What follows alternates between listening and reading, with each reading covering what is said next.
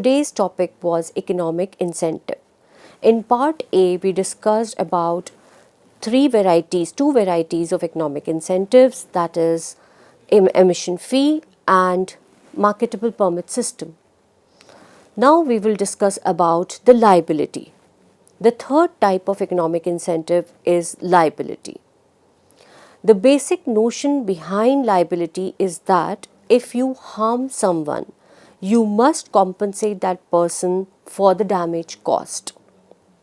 In other words, if you take the risk of any activity that is a polluting activity, or any activity such as disposing the hazardous waste etc. near your area where the people are living and where the potential damage is expected, you can take into account the potential risk associated by your activity.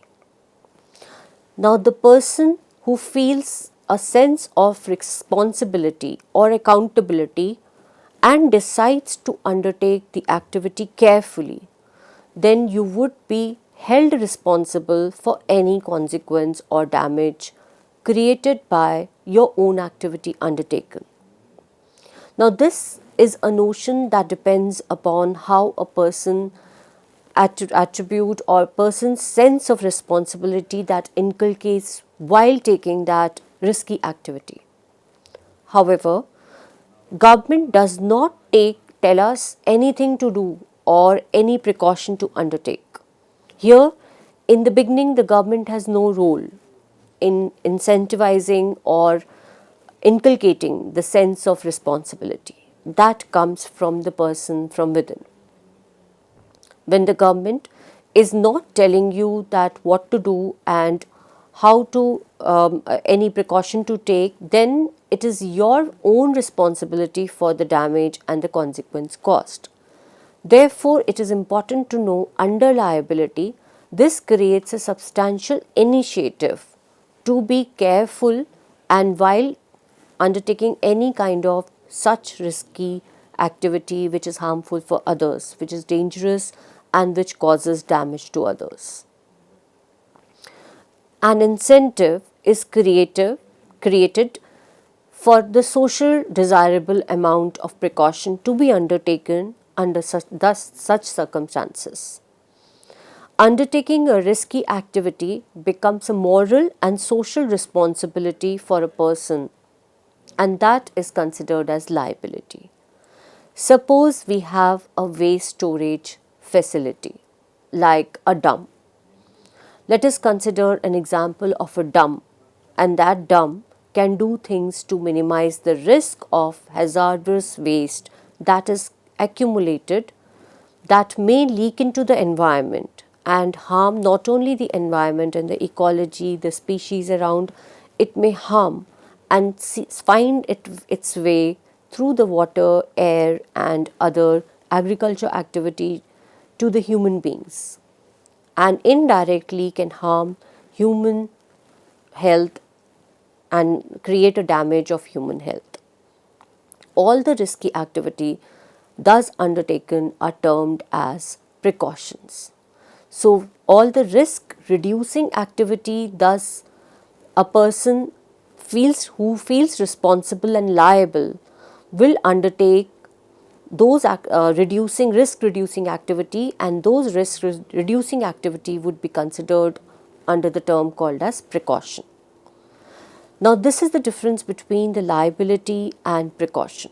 Liability is when you understand the responsibility of preserving and reducing the damage, and the activity which you undertake to reduce the damage are precautions.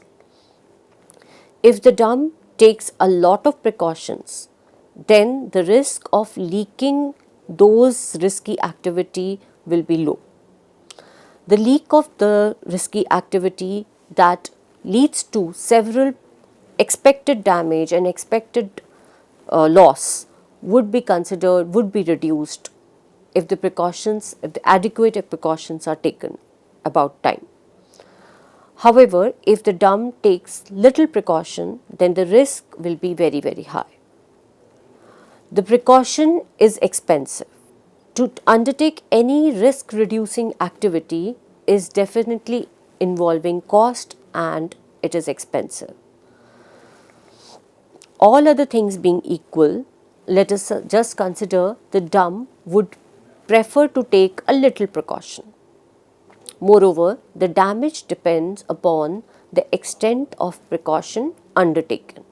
Therefore, one can see this aspect as damage, that is the loss or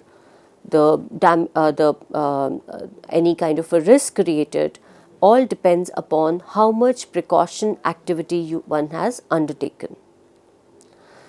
So, suppose there is some socially desirable level of precaution that is prescribed for a particular activity which is risky, and let us consider that precaution, level of precaution or desirable level of precaution as X star.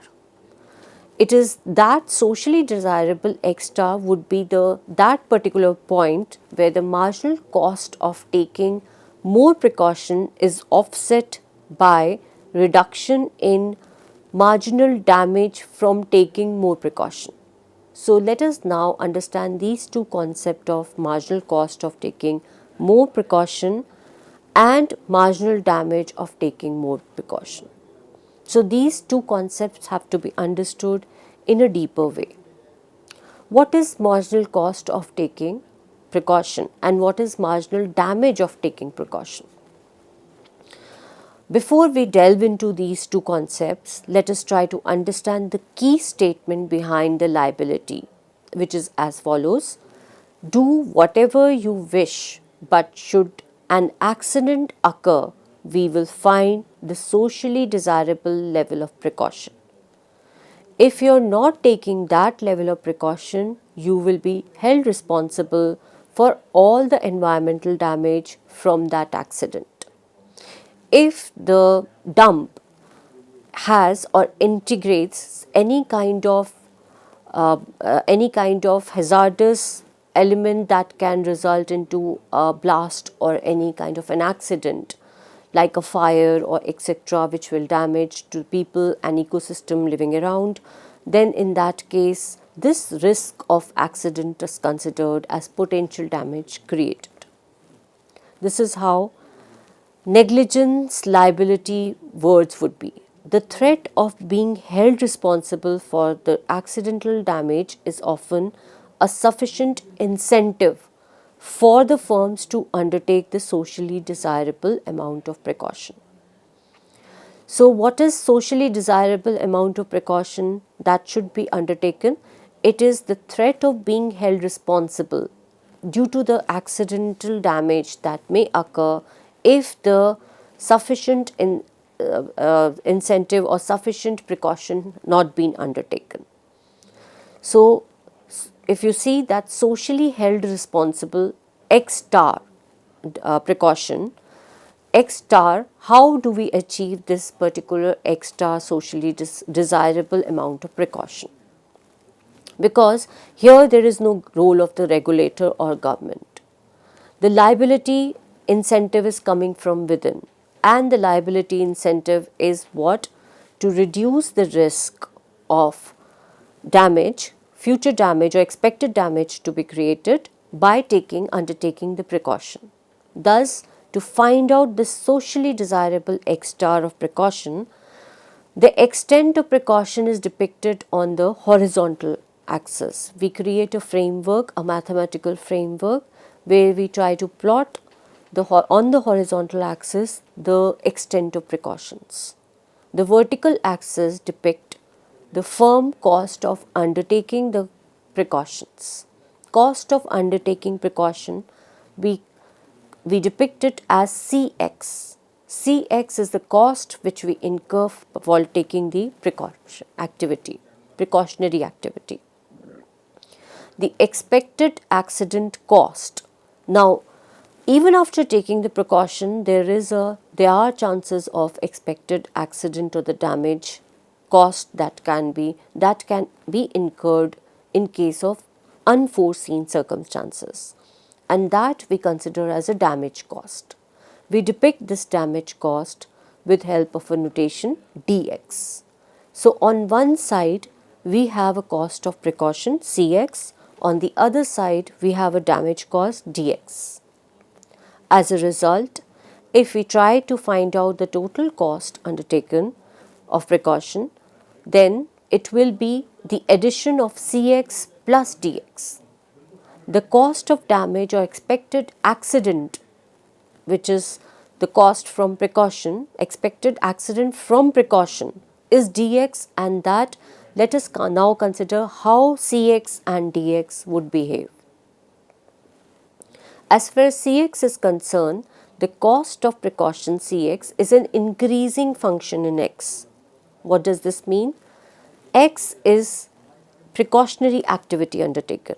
As you take more and more precautions, the cost of precaution C is increases. So each additional precaution taken increases the cost associated with it. This is how we assume the mathematical function for Cx. As precautions keep on increasing, the cost or the burden of taking precaution also increases. On the other hand, look at the damage cost. Damage cost, or it is the expected accident cost from precaution Dx, taking precaution Dx. It is also a function in precaution. Dx, which is a damage cost, also is a function of precaution. It is a negative function. How? As precaution increases, the precautionary activities increase, the expected cost of damage from any accident or misfortune or any kind of unforeseen accident expectation reduces. Because you have already taken enough precaution, as you start increasing the activity of precaution or precautionary activity, automatically you would expect lesser damage. Therefore, the Dx is a downward sloping function in x. After defining Cx and Dx, let us see how the total cost behaves. The total cost of a liability can then be understood by adding together the cost of precaution and cost of damage. Therefore, total Tx is equal to Tcx is equal to Cx plus Dx. The slopes, now let us understand the slopes of these Cx and Dx. Slope of cost of precaution function is called as marginal cost, MCX. MCX of and the slope of damage function, which is Dx, is MDX. After understanding the slopes, let us now find the optimal condition. For optimality, the first order condition for optimality can be expressed as minimizing the cost of liability. How do we minimize the cost of liability? By taking the first order condition and setting it up to 0. Differentiating Tcx with respect to x, dTcx divided upon dx is equated to 0. As a result, c dash x plus d dash x is equated to 0. And therefore, the marginal cost of x star plus md x star is equated to 0. And finally, we see that at the optimal or socially desirable liability or socially optimal precaution x star, marginal cost of taking precaution is equated to negative of marginal damage of taking precaution. That can be understood from the graph that for the socially desirable precaution x star, we see that the marginal cost of taking precaution is finally equated to the marginal damage of taking precaution. X star is considered as optimal level of precaution, which is a socially optimal level of precaution. Now, the prescriptive regulation that we have seen have been dominated, and they have been dominated by the environmental regulation over worldwide. Economic incentives have several advantages over the prescriptive regulation. Now, let us understand the advantages and disadvantages of economic incentive over prescriptive regulations. We have two ways of environmental regulation: economic incentive and prescriptive regulation. Under economic incentive, we already saw that there are three varieties of economic incentives, and these economic incentives have several advantages and disadvantages over the prescriptive regulations. Advantages of economic incentives. Information required by economic incentive is less significant. It is not necessary to know what is happening within the firm when using the emission fee. So there are several advantages one should know while implementing economic incentive. We do not care about how the firm is functioning while paying the emission fee and what is going on within the firm.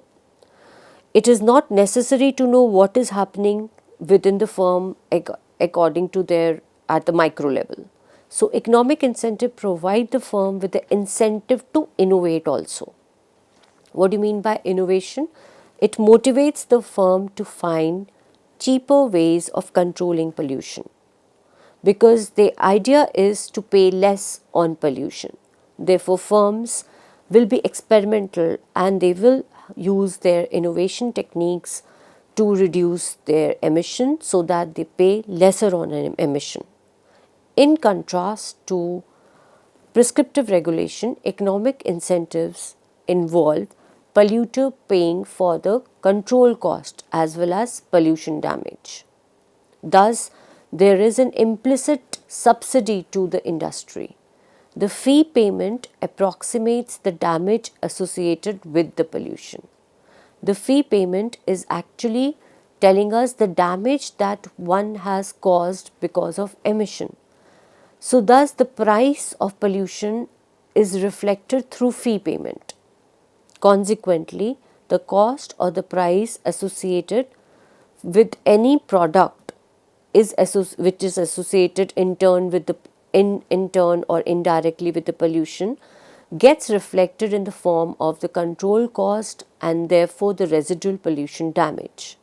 So if you see the price of electricity, after an emission fee, you would see that the price of electricity should reflect the amount of damage it is causing to the society. In case of, we can also take an example of paper manufacturer. The paper manufacturer, the price of the product reflects the environmental damage also.